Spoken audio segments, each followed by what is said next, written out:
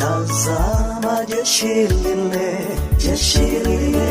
na wale wa Misri linakuja kwa kasi,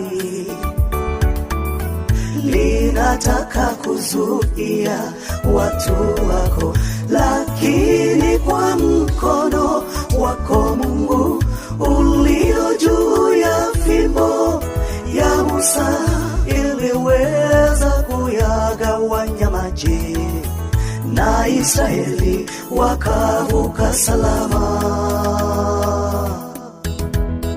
Na jeshi la Farao lile likateketea.